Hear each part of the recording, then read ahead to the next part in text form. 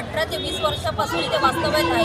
लोक त्याचं पाणी बिल महसूल कर भरत आहे। तर महसूल कर गेल्या 20 वर्षापासून ते भरत आहे। राहणाऱ्यांना जेव्हा कर टॅक्स लावताना आणि मीटर लावताना ज्या अधिकाऱ्याच्या हाताखालून पेपर गेले, त्या अधिकाऱ्याला दिसले नाही का हे अनधिकृत काय अधिकृत आहे, त्यांनी त्याची चौकशी केली नाही का? त्यांना 2 टक्केवारी मिळण्यासाठी त्यांनी हा भ्रष्टाचार केलेला आहे। सर्वात प्रथम ही कारवाई रहिवाशांवर करण्याच्या ऐवजी अधिकाऱ्यांवर करा।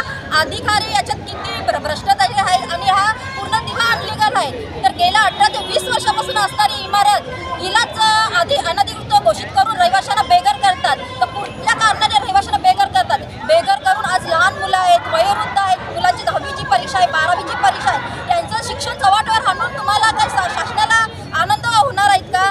गेल्या मागच्याही काळात दिवा शहरातील स्टेशन परिसर हा दिवाळीच्या ऐन टाइमावर त्यांनी बेघर केलेला आहे। आज तीच परिस्थिती आनंद पार्कच्या रहिवाशांवर आलेली आहे। याची पुढची परिस्थिती ही दिव्यात भविष्यात घडणार आहे। त्यामुळे रहिवाशांनी एकजुटीने होऊन या संघर्षाला सामोरे जा।